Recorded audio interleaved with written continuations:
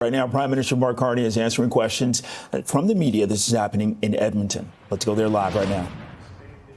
Existing agreements you have with 3 provinces and 1 territory to the rest of the country. Could you talk about whether or not you want to keep that program going and whether you see a future of expanding it to cover other medications? Thank you, Glenn. We're committed to keeping the project, process going, pharmacare for diabetes and for birth control, and achieving the agreements with the outstanding provinces, if I can put it that way, as quickly and as equitably as possible. One of the reasons, it's going to be a challenging budget in many respects. We have to take some tough decisions. These are tough times. We have to take some tough decisions. But one of the core reasons why we're taking tough decisions is for affordability and security for Canadians.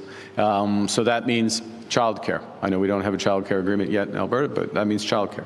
That means supporting healthcare in this country, pharmacare, dental care, things that make a huge difference to many people's lives.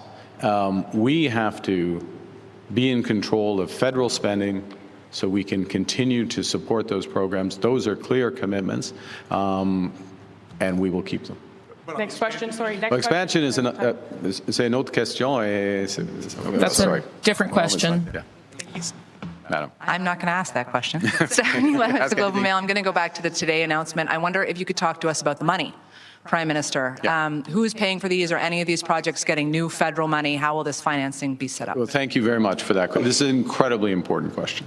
Obviously, it's an incredibly important question, but I'm glad you're putting it on the table. First thing to recognize is the first contribution of the federal government is to be much more efficient and effective in the regulatory approvals and other approvals that are necessary without changing the standards, to be clear, meeting our standards, but getting much more effective. That doesn't cost much money. It's a process issue. It's an issue of us being organized better, working more effectively, sharing information, working in parallel.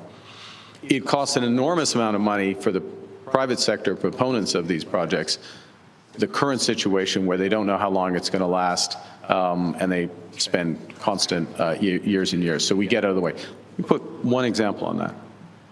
The TGV, the high-speed rail, pardon me, high-speed rail. Each year, we're looking to move from 8-year process to get the final siting approvals to 4. Each of those years that we save saves up to $2 billion for the projects. It's an enormous amount of money. Enormous amount of money that is better spent building a climate-friendly, efficient transportation network that links a big part of our country. Okay, that's the first part. Second, we expect with these projects, I'll make one exception to this, we expect with the vast majority of these projects that federal dollars will catalyze many multiples of private dollars, okay? You look at LNG Canada, LNG Canada 2, Tim, total capital cost is 32 billion. 32, yeah, I was going to, okay, 30 billion, 32 billion dollars. There is relatively minor, relative to that $30 billion capital cost, federal incentives that we're discussing as part of that, and we'll take the advice of Dawn and her team on what makes sense, what's necessary. By the way, when you're having those discussions, it's great to have someone who spent 4 decades basically doing that and understanding the economics of it. So in that case, it's a very modest amount of federal money relative to the overall. Now I'm going to give you the other end of the spectrum, and I should probably finish the answer here, but the other end of the spectrum is some of these port infrastructures. You think of the Arctic Economic Corridor.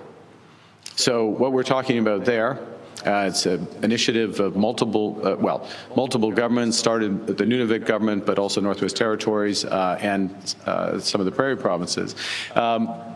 The anchor there is a new dual-use port at Grays Bay and an associated road that would go Grays Bay and Nunavut.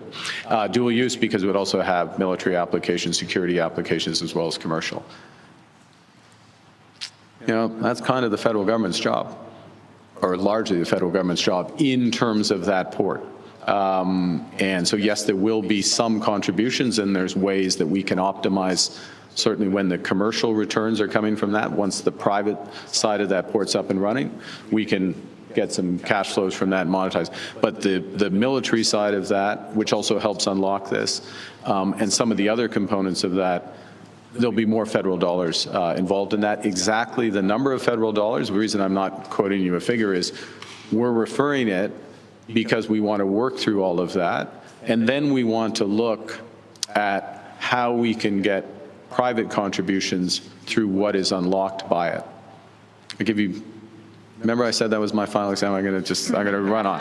That's a comma after that, because I make a point that is true for both the TGV, high-speed rail, and these corridors.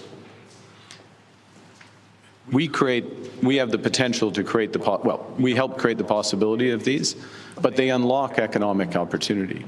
And one of the ways you help finance is you use the economic opportunity that's unlocked, that a portion of that goes to the overall project. So one of the ways that high-speed rail and other things are financed in Europe is the property development that is created at the nodes of the train. It becomes very attractive to be live in Ottawa to commute to Montreal. It's attractive, just to be clear, it's attractive to live in Ottawa for many reasons, particularly Nepean.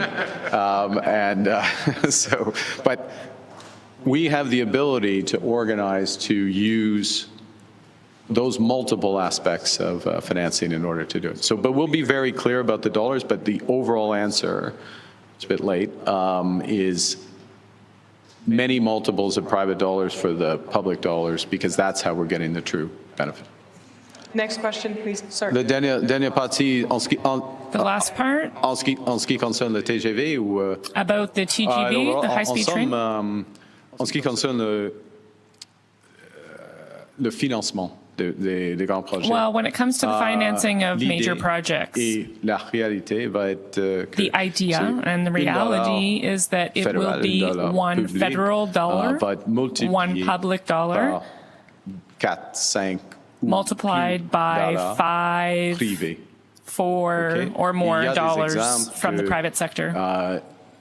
En effet, la grande contribution du gouvernement fédéral the large contribution by the federal government and accelerating the approval of these projects is our role. Minister Brian Platt with Bloomberg. I wanted to ask you about tariffs on Chinese electric vehicles. We know this is of huge concern to Saskatchewan. Your parliamentary secretary went with a Saskatchewan delegation to China recently. Yes. It's under review right now. Is your government open to reducing that 100% tariff on Chinese EVs, and how would that affect trade talks with the U.S.? So just to be clear, what's under review is, I think you know, but for others, is the EV mandate. We suspended it for 2026, and we're reviewing that overall approach. We're reviewing that approach in the context of clean fuel standards, in the context of the economic environment, and yes, in the context of the trade environment as well. That review literally just started. We're in the first week of a 60-day review, so I don't want to prejudice it or presuppose the outcome of that. With respect to the visit of Premier Mo, welcome visit of Premier Mo and my parliamentary secretary Cody Blois to China last few days. Very welcome, constructive visit. It's part of a series of increased engagement with the Chinese government. I spoke to the Prime Minister at the start of the summer. Our foreign ministers have met on several occasions.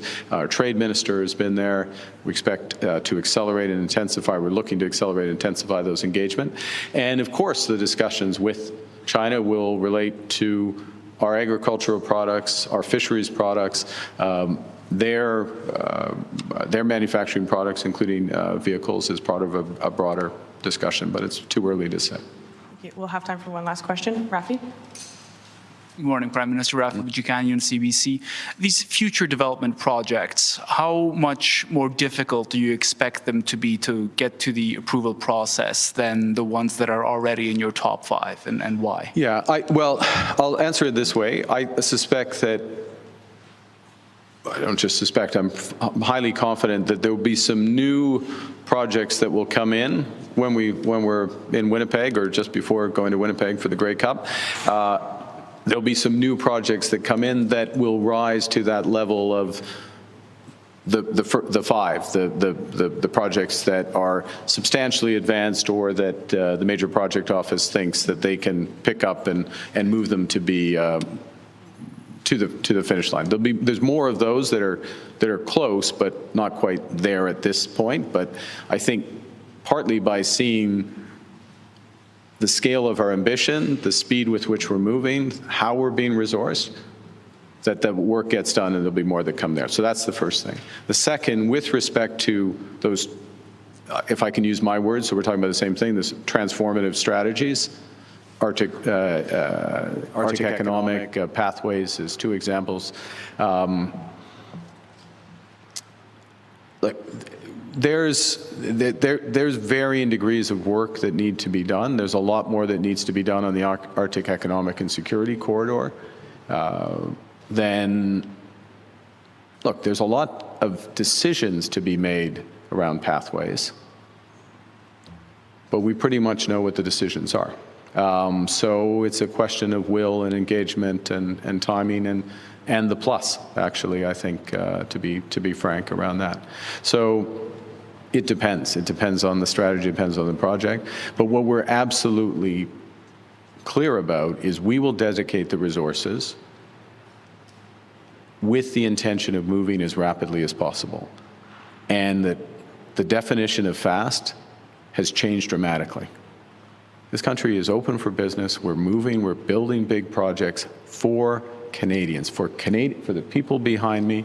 And the union leaders represent people across, good union workers across the country, skilled trade people, our engineers. We are building at scale, at speed for Canadians for decades. Thank you. Thank you. Thank you. This puts an end to our press conference. Merci. Thank you. Okay, so we've been listening live to Prime Minister Mark Carney speak in Edmonton. This is after announcing the first 5 projects recommended for approval, which includes a liquefied natural gas expansion project, as well as others that would span the country. So he's also been taking questions from reporters about the budget, the status of the EV mandate, while also talking about how the proposed projects will reshape Canada's economy.